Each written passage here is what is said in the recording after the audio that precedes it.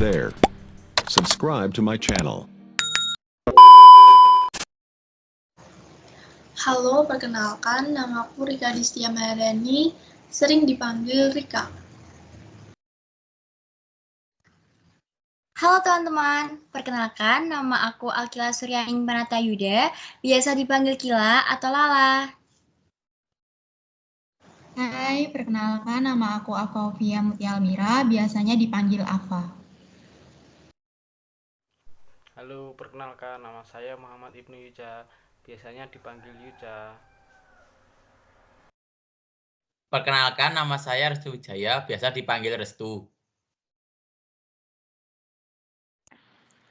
Perkenalkan, nama saya Sarah Nur Afika, bisa dipanggil Sarah. Assalamualaikum warahmatullahi wabarakatuh. Halo semuanya, perkenalkan nama saya Sarah Nur Afika, perwakilan dari kelompok 10 Statistika. Di sini kami akan memaparkan materi laboratorium 6, yaitu mengenai teori pendugaan, pendugaan interval, pendugaan parameter dengan sampel besar, dan pendugaan parameter dengan sampel kecil. Langsung saja kita memasuki ke materi yang pertama, yaitu mengenai teori pendugaan. Materi yang pertama adalah teori pendugaan.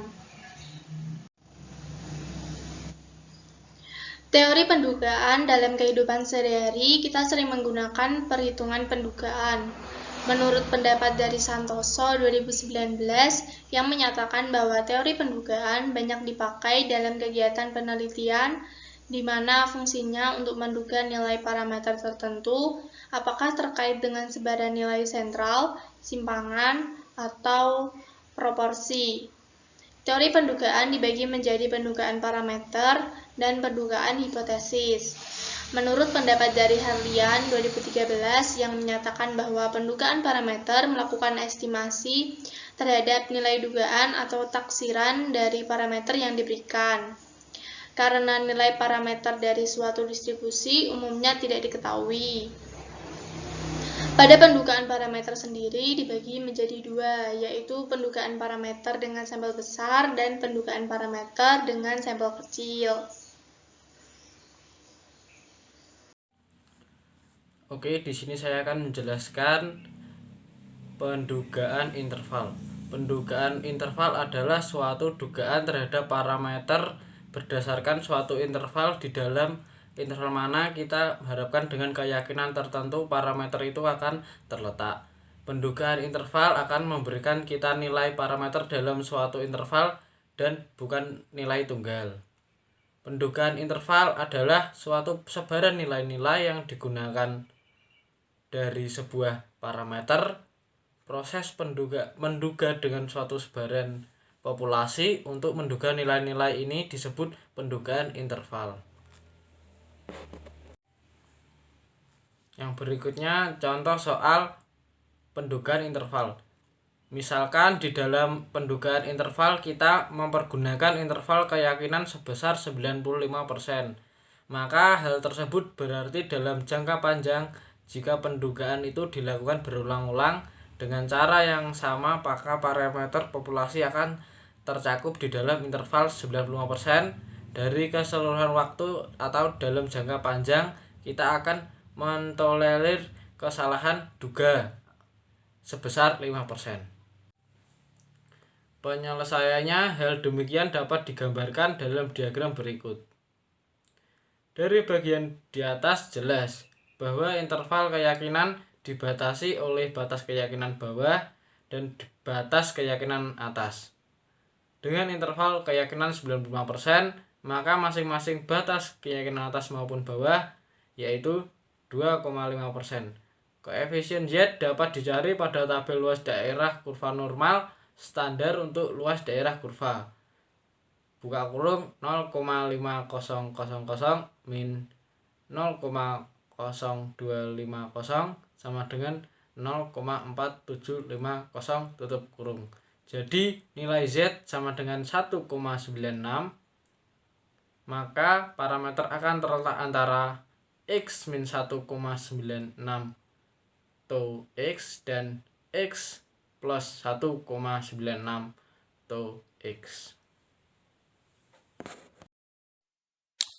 Yang ketiga adalah materi pendugaan parameter dengan sampel besar.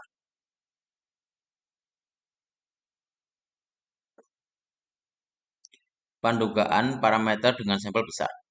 Pendugaan parameter mu dengan mu diketahui dan populasi terbatas. Pendugaan parameter mu dengan mu diketahui dan populasi terbatas. Mu diduga oleh X sebagai pendugaan tak biasa dengan interval keyakinan sebesar 95%. Sedangkan mu diketahui. Menurut Lediane Ike Hardian, semakin kecil interval duga, semakin besar selang kepercayaan. Rumus ditulis sebagai berikut. Rata-rata dikurangi 20,025 mu X kurang dari mu kurang dari rata-rata plus 20,025 pangkat mu X di mana rata-rata mu sama dengan mu per akar N. Dan Z 0,025 sama dengan 1,96. Sehingga rata-rata min 1,96 dikali mu per akar N kurang dari mu kurang dari X kurang dari rata-rata plus 1,96 mu per akar N. Pertidaksamaan di atas dinyatakan dalam koefisien probabilitas atau koefisien keyakinan. 1 min alfa sebagai berikut. P dalam kurung min X P dalam kurung rata-rata min Z setengah alfa kali mu per akar N kurang dari mu kurang dari rata-rata plus Z setengah kali alfa mu per akar N dalam kurung sama dengan 1 min alfa. Untuk alfa sama dengan 0,05 maka ditulis sebagai berikut.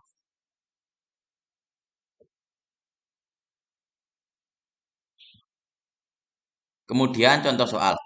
1. Dilakukan penelitian terhadap mahasiswa peternakan untuk mengetahui rata-rata uang saku dalam 1 minggu. Diambil 100 sampel mahasiswa. Dari ke-100 mahasiswa tersebut, diketahui bahwa rata-rata uang saku 1 minggu adalah 500.000 dengan standar deviasi 100.000. Dengan interval keyakinan 90%, buatlah pendugaan interval rata-rata uang saku mahasiswa secara keseluruhan. 1. Menentukan nilai mu adalah 3,6. Nilai dapat diduga dengan S sama dengan 0,3. N lebih dari 30. Selang kepercayaan 95%, jadi alfanya 0,05. Nilai Z kanan 0,025 dalam kurung alfa per 2 tutup kurung sama dengan min 1,96. Nilai Z sebelah kiri sama dengan 0,975 sama dengan 1,96. Dengan rumus berikut, kemudian dimasukkan menjadi 3,6 min dalam kurung 1,96 tutup kurung dalam kurung 0,3 per akar 36 dalam kurung kurang dari mu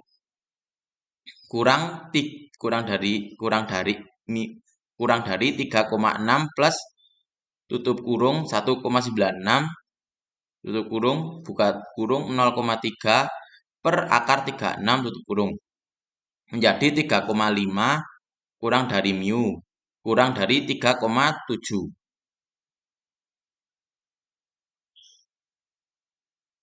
Saya akan menjelaskan tentang pendugaan parameter dengan sampel kecil. Pendugaan parameter dengan sampel kecil, yaitu pendugaan parameter dengan sampel kecil di mana N kurang dari 30. Biasanya untuk pendugaan parameter dengan sampel kecil ini dilakukan dengan uji T menurut Herlian tahun 2017 dengan rumus T sama dengan X bar kurangi mikro per S dibagi akar N, di mana T itu yaitu koefisien T, X bar yaitu mean sampel populasi, mikro mean populasi, S standar deviasi sampel, dan N adalah banyaknya sampel. Nah, untuk pendugaan parameter mikro dengan tidak diketahui dan populasi tak terbatas, pada koefisien keyakinan 1 min alfa dinyatakan dalam rumus mikro lebih besar dari P dalam kurung X bar kurangi T dalam kurung 0,025 dibagi N kurangi 1 dikali SD per akar N, dan mikro lebih kecil dari X bar ditambah T dalam kurung 0,025 dibagi N min 1 dikali SD per akar N sama dengan 0,95 dengan alfa sama dengan 0,05. Pada populasi terbatas N lebih besar daripada 5%, maka digunakan faktor koreksi akar N kurangi N per N kurangi 1. Lalu untuk contoh soal, terdapat 7 botol berisi air mineral sebesar 9,8, 10,2, 10,4, 9,8, 10, 10,2, dan 9,6 liter. Tentukan selang kepercayaan 95% bagi nilai tengah isi semua botol. Asumsikan data menyebar normal. Lalu kita tulis yang kita ketahui terlebih dahulu. X bar sama dengan 10, SD sama dengan 0,283, lalu alfa sama dengan 5% atau 0,05, T 0,025 sama dengan 2,447, N sama dengan 7. Lalu kita tulis rumusnya terlebih dahulu. Setelah kita tulis rumus, kita masukkan angka-angkanya. X bar 10, T 0,025, 2,447, lalu SD 0,283, dan N sama dengan 7. Kita masukkan saja angka-angkanya. Lalu setelah dimasukkan kita hitung dan akan mendapatkan hasil seperti ini. P dalam kurung mikro lebih besar dari. Saya akan menjelaskan tentang pendugaan parameter dengan sampel kecil. Pendugaan parameter dengan sampel kecil, yaitu pendugaan parameter dengan sampel kecil di mana N kurang dari 30. Biasanya untuk pendugaan parameter dengan sampel kecil ini dilakukan dengan uji T menurut Herlian tahun 2017 dengan rumus T sama dengan X bar kurangi mikro per S dibagi akar N, di mana T itu yaitu koefisien T, X bar yaitu mean sampel populasi, mikro mean populasi, S standar deviasi sampel, dan N adalah banyaknya sampel. Nah, untuk pendugaan parameter mikro dengan tidak diketahui dan populasi tak terbatas, pada koefisien keyakinan 1 min alfa dinyatakan dalam rumus mikro lebih besar dari P dalam kurung X bar kurangi T dalam kurung 0,025 dibagi N kurangi 1 dikali SD per akar N, dan mikro lebih kecil dari X bar ditambah T dalam kurung 0,025 dibagi N min 1 dikali SD per akar N sama dengan 0,95 dengan alfa sama dengan 0,05. Pada populasi terbatas N lebih besar daripada 5%, maka digunakan faktor koreksi akar N kurangi N per N kurangi 1. Lalu untuk contoh soal, terdapat 7 botol berisi air mineral sebesar 9,8, 10,2, 10,4, 9,8, 10, 10,2, dan 9,6 liter. Tentukan selang kepercayaan 95% bagi nilai tengah isi semua botol. Asumsikan data menyebar normal. Lalu kita tulis yang kita ketahui terlebih dahulu. X bar sama dengan 10, SD sama dengan 0,283, lalu alfa sama dengan 5% atau 0,05, T 0,025 sama dengan 2,447, N sama dengan 7. Lalu kita tulis rumusnya terlebih dahulu. Setelah kita tulis rumus, kita masukkan angka-angkanya.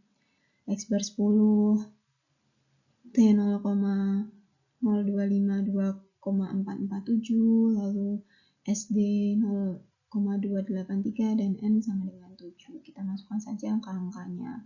Lalu setelah dimasukkan kita hitung dan akan mendapatkan hasil seperti ini. P dalam kurung mikro lebih besar dari 9,74 dan lebih kecil dari 10,26. Selanjutnya materi akan disampaikan oleh teman saya. Baik, saya di sini akan menyampaikan materi mengenai pendugaan parameter μ1 dikurangi μ2 di mana to dan to 2 tidak diketahui. Untuk to 1 pangkat 2 sama dengan to 2 pangkat 2 sama dengan to pangkat 2. Menurut pendapat Herlayan pada tahun 2013, pendugaan parameter μ1 dikurangi μ2 di mana to 1 sama dengan to 2 tidak diketahui dapat dirumuskan seperti di bawah ini. Dengan derajat bebas, untuk distribusi T sama dengan V sama dengan N1 ditambah N2 dikurangi 2 dan ragam gabungannya dapat dirumuskan seperti ini.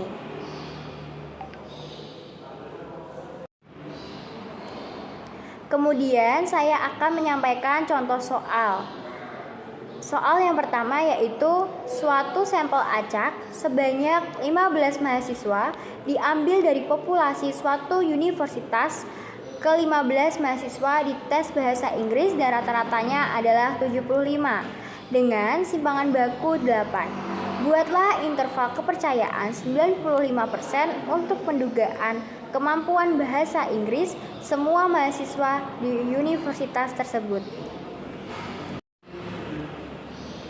Kemudian untuk penyelesaian contoh soalnya, diketahui N sama dengan 15, X barnya sama dengan 75, S sama dengan 8, SK sama dengan 95%, sama dengan T alfa per 2.